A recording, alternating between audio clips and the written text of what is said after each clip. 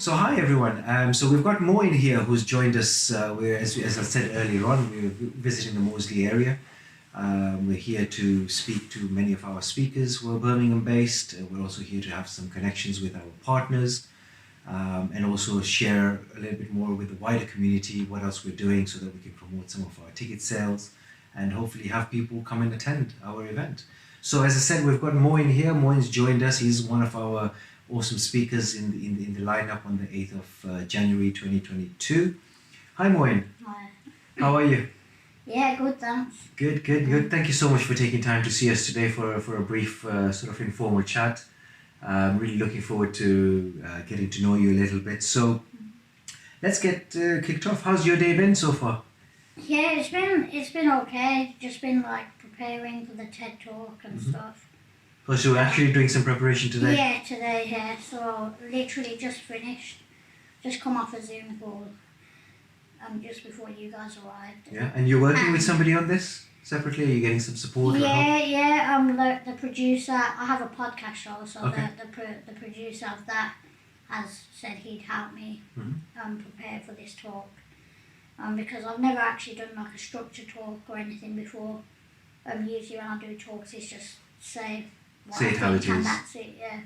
Yeah. So, And are you finding that helpful? what, as in this TED talk? No, as in the structure that it brings to... Oh, I mean, like yes and no. I mean, it's good to have a structure and stuff, but preparing it and planning the structure itself is just a bit. I find it a bit like long and difficult. No, fair play. But yeah, I'll get there in the end. Absolutely. We've got about 5 weeks still remaining, so you've got 5 weeks Lots of time. stuff to do. Yeah, brilliant. Good stuff. So, Moin, tell us a little bit about you. I'm 22 next week actually. Nice. And I suffer from a severe skin condition called EB. What does EB stand for? Epidermolysis bullosa. It's where the slightest touch, I mean, you only have one layer of skin, and the slightest touch, your skin can peel or blister, and then the cells underneath don't grow skin back. So once you lose your skin, it's gone for good. And how does that affect you in an everyday basis? A lot, because everything I do, I have to be cautious and careful. And I have to have 6 hours of skincare done every day because I have to apply. I have to apply bandages on the skin. About 6 different types of bandages, 4 different types of creams. All over my body on the parts where there's no skin.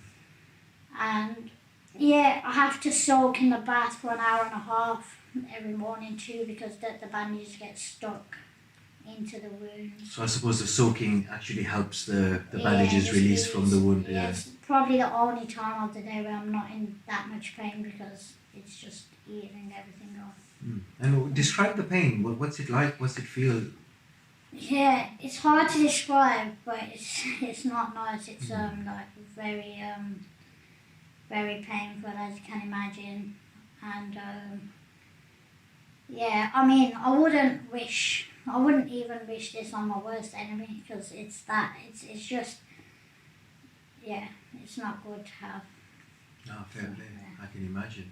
And is there many people who have a similar condition in the world, or are you quite unique in that sense? Well, there's 3 different types of EB, and the one I have is called, there's dystrophic simplex and junctional, and the one I have is junctional, and it's like very rare.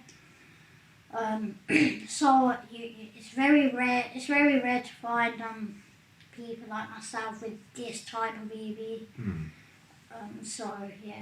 And is there any sort of long-term treatment for it, or is it just managing? It's just managing, trying to survive, I guess, and because I mean, the more you get older, the more it gets worse, and then that's it. You kind of just deteriorate and you kind of just die, I guess. But I mean, like, I'm 21 now, and the reason there's so much media attention and so much attention from doctors and all, say like now doing this TED talk, is because junctional EB patients don't live past, most of them don't live past 1 year old. Wow. So like my parents were told I wouldn't live past 1, and yeah, so now I'm 21, so I guess that's why there's so much like. So you've defied basically what the doctors have said for the last 20 years. Yeah. Wow, wow. And what do you think that must have felt like for your mum and parents to have received that kind of news when you were just born? I mean, like, it must have been hard, obviously, because no parent wants to hear that sort of news.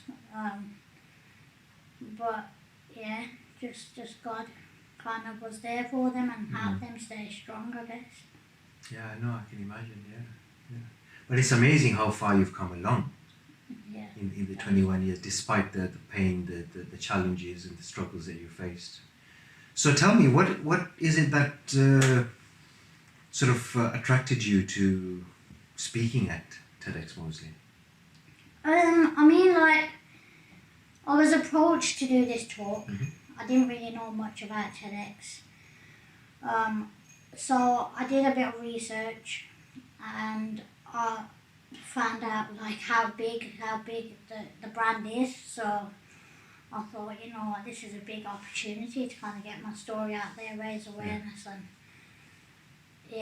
just. And then what is it that makes your story so important to get out there? What's so important for you to get your story out there? I mean, it's just like kind of my story isn't just about myself. I don't want to make it just about myself. I want to kind of make it about people suffering with mental illness as well, and suffering with just anyone out there suffering with anything, basically, if they're suffering in life, just to know they're not alone. And that's one of my messages. You'll hear me say in the TED Talk a lot as well. Just kind of a lot of it is raising awareness about mental illness, because I suffer from it myself, and it's not a good place to be when you're in the dark and you feel like there's no purpose to live. So yeah, I just want people out there to know I'm dealing with it as well, and there are millions of other people dealing with it too.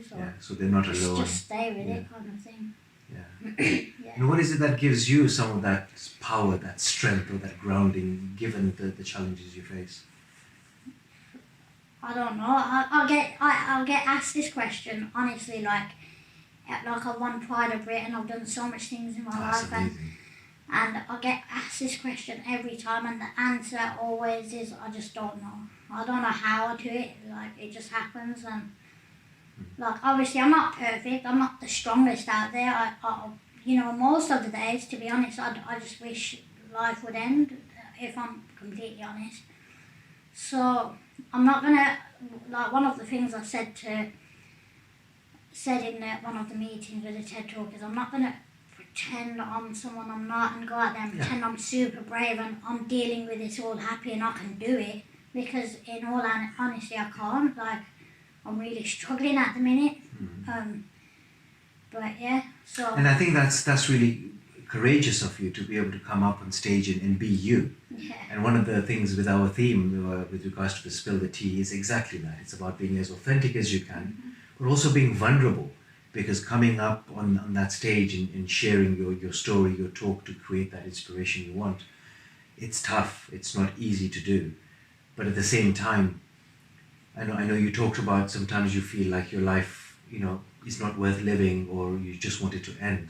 But just think of the impact that perhaps your talk can make on other people, on their mental state. And if anything, that's in itself a purpose. Yeah. I mean, that's one of the main reasons why I accepted to do this talk, because of that reason itself, just to kind of inspire other people and just hope they can just, if they are struggling, just stay strong because of what I've said. Yeah. No, absolutely. That's so inspiring. So inspiring. So, in terms of one of my next questions that I've sort of semi-prepared here, if you like, how is your talk preparation going? So you talked earlier on about getting some assistance from your podcast producer.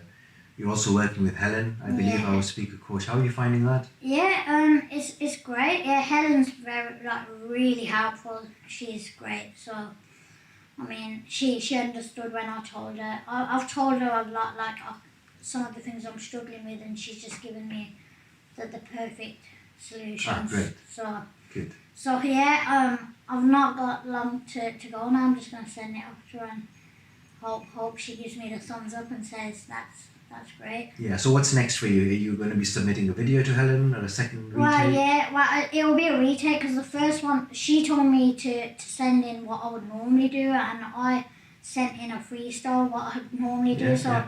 A lot of the words that I used in them talks were kind of slang, and you know what I mean, like it was like I just kept saying certain things where you wouldn't say in a big TED talk, do you know what I mean? So yeah, she just told me that some of the things what I needed to fix, and then I did my research on the slide PowerPoint, because I've never done a talk with PowerPoint.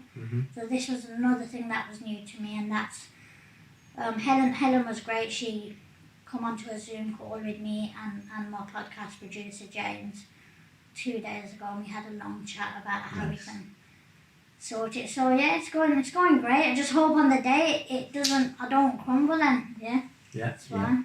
I think one of the best things about these sort of talks is we don't expect to have, polished speakers. This is about getting the true authenticity, creating those meaningful conversations that we want people to feel energized and inspired by your topic. So feel free to be as best as you well, I can mean, be. the pressure, one of the biggest pressure is I've seen some people have been submitting their talks on the Facebook pages and stuff, and they're so good at it, and I'm just there wow, okay.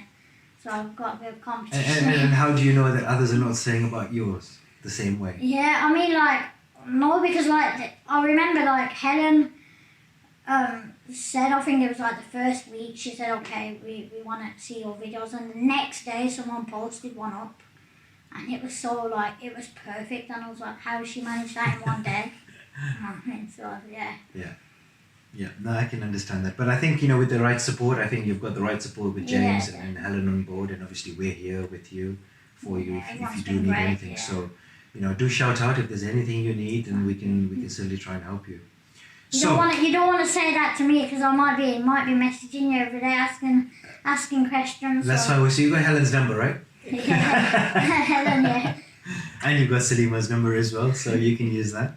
But yeah, so it's awesome that you're preparing your talk, and in a way, because you haven't given a talk of this nature before, and you've been more on the freestyle, it's quite a learning curve for you as well, isn't it? Yeah, definitely. Yeah, so there'll be some growth coming out of this in terms of maybe potential other stages you want to speak on. That's one thing I've been telling myself as well, is this talk, I've learnt most of this talk now, but most of it is in my head, and this talk will be used in the future sometimes, you know what I mean, for another event, or even just, not even just that, but this talk will be on YouTube and will be online for forever, or for how long, I don't know, but it'll be for a very long time, so I could just keep sharing. So many people could probably be inspired from that, like I said before, and Yeah, indeed. I mean, I think, even though the physical event is not, attended in the thousands, the fact that the talk is recorded and is going to be on the YouTube for TEDx, which, as you said, has some 33 million viewers, it's going to be accessed globally. Your legacy will be left behind from time and time again. Whether we're still here or whether we're not, it makes no difference. It'll still be here as long as hopefully YouTube survives, and we're there. Indeed. So tell us a little bit about your talk. So what exactly do you think, could you share a little bit or a summary about what you're going to be spilling the tea at TEDxMoseley? Well, I'll speak about, I don't want to give too much away, but I'll speak about how life has been for me, how I deal with life on a daily basis, sort of what I've achieved, and then I'll kind of speak about what I said before about the mental side of things, and just how to deal with the mental side of things. So. Yeah. And like I said before, I don't want to make it too much about me as well. Like, even if my talk is about me, I just want to kind of just make it about kind of everyone. So. Yeah, absolutely. And it's quite amazing that when you think of it as serving other people as opposed to serving yourself, the feeling of impact is a lot larger, isn't it? Yeah. So, what 3 words might you use to maybe describe your TEDx talk? Any 3 words that you think might summarize your talk? I mean, it will be definitely. I'm hoping it will be inspiring. Mm-hmm. I mean, like that's a good question. That is. I've never really like not had an answer for a question, but now you've put me on the spot and I've not got an answer for this one. But yeah, I just, as long as it's inspiring, I mean, that's my main aim, is to just make it as inspiring as possible, and it might be a bit emotional as well. I think, because a lot of it might have people, because I've spoken about my life in the past. And like I said, I've usually done freestyles, and when I won Pride of Britain, I went up on stage and I just did a little freestyle. It was like a minute long, and literally every celebrity, even like Prince William, like they were all crying, and that was in like a minute. So I mean, for about 15 minutes now, there might be a swimming pool full of tears in the TEDxMoseley. Yeah, no, that'd be great. What was it like for you to win the British Pride Award? Yeah, it was great. Definitely the best night I've ever had. I mean, just being on that red carpet on ITV in front of all these celebrities, Prince William, crazy. It was really, like, it just happened so quick as well, and yeah, it was crazy. And maybe just share, what was the award for? It was, well, then I was 17, so it was Child of Courage.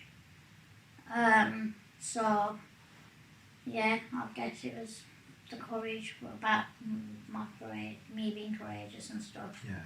And all the perseverance around your condition and stuff, Yeah, so, but before that I won the Pride of Birmingham Award, and that's how it kind of, when my story got told on the Pride of Birmingham Award, that's how I ended up winning the Pride of Britain Award. And congratulations. It's amazing. And it's, a lot of sort of people who don't struggle with the similar conditions as yourself perhaps want to be able to win these awards, but it's quite amazing that sometimes when God gives us certain conditions, we don't understand why that's the case, but quite often than not there's a purpose behind it.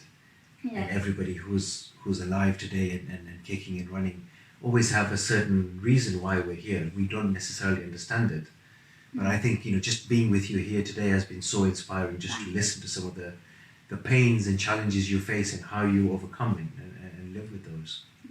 So maybe a few more questions. Really curious, what is one thing that you could tell us that you're looking forward to on the day of the event? It's just like meeting other speakers, I guess, listening to their stories as well. Have you looked at any of the other speakers we've got? Anyone of particular interest for you? No, like I've read into their obviously I've read into their stories and stuff, but no, I've not looked too much into them, because I've still kind of got a lot of work to do on myself. So focusing on yours. Just want to kind of get myself sorted, and then. Yeah, so hopefully we'll have another 11 speakers to be able to inspire you, so you can learn as you come on the stage and teach. Hopefully the other speakers will come and teach you something, and it'll inspire you in a different way. Yeah. So here's the opposite question. What's one thing you're dreading? Oh, what am I not dreading? I mean, there's so many things. Like, I mean, the fact that it goes onto that YouTube channel in front of 33 or whatever million people, and then it's just getting up on stage. I mean, like, I don't mind getting up on stage, but it's just like I said, I've never done a structured talk with a PowerPoint. I mean, this is like professional stuff. So I've never really done a talk like that. So I think my main fear is just going up on stage and forgetting, or just my mind going blank. Yeah. I mean, that's one thing that has happened to me before. So if that happens, then I don't even know what.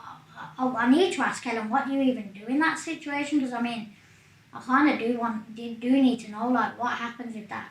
Do I just walk off stage? Do I, how do you fix that? Because I mean, it is pretty embarrassing. And then It can be. so, It can be. Although keep one thing in mind: the audience can be very forgiving.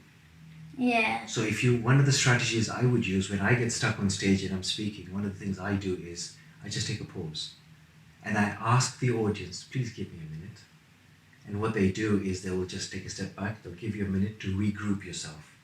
I don't know if you watch Britain's Got Talent, for example, Yeah. and every so often somebody will come and speak and they'll be completely dumbfounded.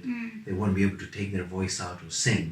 And the judges are quite forgiving in just giving them a moment to Yeah, and regroup. sometimes I let them come back in and whatever. Absolutely, absolutely. But definitely ask the question of Helen, and she has probably got a lot more powerful strategies than I might be able to share with you. Yeah. The other one that I would suggest is just stop, take a deep breath, close your eyes, and then just regroup again, and then you'll be back. Yeah. So, but yeah, definitely check that with Helen for sure. So tell us, what's one thing that you think for you would make this event a success? It's just the talk going well, and just obviously my mind not going blank, and just the talk going the way I want it to, and that's it and everything. That'll be good for me then, and just hope all the other speakers are fine too, and we all just make it a good day for everyone that comes to see us. Yeah, no, indeed, absolutely. Good stuff. So I think that's probably the end from this side. Is there any questions perhaps you want to ask us? Anything that you think you want to know, or something you're curious about?